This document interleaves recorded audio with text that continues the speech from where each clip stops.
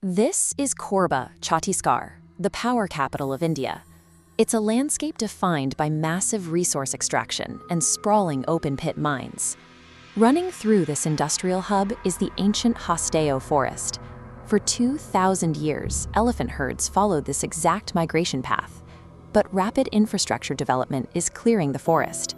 With ancient roots severed, the blocked herds now enter local villages. In Korba, the boundary between the ancient forest and the modern industrial machine has effectively disappeared. Here, the standard rules of nature and industry no longer apply. And for those living inside the forest range, that friction carries a heavy price. The labor economy here is built on raw endurance. In these village setups, age and legality are secondary to handling the site's intense physical toll. That is how 14-year-old Bola ended up at this chimney kiln. During summer vacation, he took a job here to pay for his schooling.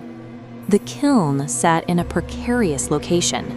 To reach it, Bola had to trek through the dense forest, cross a busy national highway, and navigate the Choti Nahar, a fast-flowing local canal. The work itself happened amidst piles of raw industrial materials. Workers spent their shifts moving gypsum, lime, and coal ash into the mixers to feed the brick-making process. In this environment, teenage boys like Bola occupied the most exposed positions. They worked long shifts at the edge of the forest, largely unprotected from the environmental hazards or the psychological strain of the isolated site. On the night shift, the kiln felt even more isolated. Only about a dozen people remained on site, moving materials back and forth through the dark while the machines hummed in the background.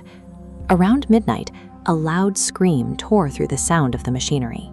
When the workers stopped to listen, they heard the unmistakable sound of a child crying, coming directly from the dark piles of raw materials. The local stray dogs reacted first. They crowded together, facing a specific patch of darkness near the rubble, and barked at something that remained invisible to the human workers. Among the older workers, there was a quiet, knowing reaction. One man, Uncle Parma, whispered that he was back, but he was quickly silenced by a supervisor. The adults knew that if the younger workers were spooked, the entire shift might walk off the job. Despite the unease, the workers couldn't avoid the landscape.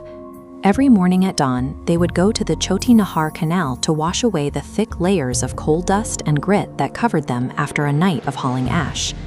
The need for a paycheck forced everyone to look the other way. The supervisors and experienced hands maintained a silence that kept the operation running, even as the environment around the kiln began to project clear warning signs. A few days later, during a daytime bath, Bola drifted away from the group. Being a strong swimmer, he moved past the concrete stairs and out into the center of the canal where the current was much faster. As he tried to swim back, something gripped Bola's waist. Two hands clamped down with a force that didn't feel human and dragged him beneath the surface of the water.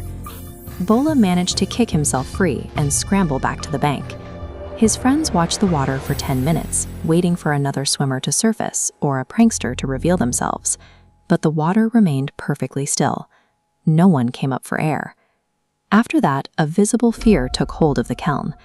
The workers started a strict buddy system, refusing to go near the water unless they were in groups of 4 or 5.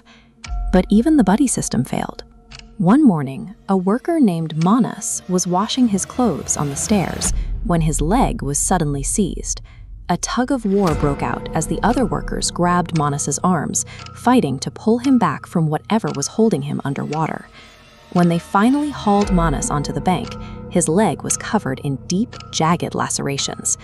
Across the canal, a pale boy appeared, sitting on the opposite bank. He had a wide, disturbing smile and a hollow, black cavity where his stomach should have been.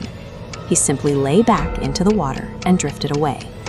The threat wasn't a series of sounds in the dark anymore. It had become a physical reality that the workers could no longer manage with simple precautions or buddy systems. It was only after this attack that the truth came out. The adults revealed that years earlier, another teenage boy working at the kiln had drowned in that exact stretch of the canal. This diagram maps a figure rooted in regional folklore, the Jadri, the spirit of a drowned victim. The workers' reports, auditory lures, physical dragging, and a hollowed torso align perfectly. The missing stomach mirrors the trauma of a body trapped in a high-pressure industrial canal. In places like the Hosdale Forest, where industrial expansion moves faster than any oversight, these stories act as a shadow record. They ensure that even when a young worker is lost in a canal or a forest is cleared, the memory of that loss remains part of the ground itself.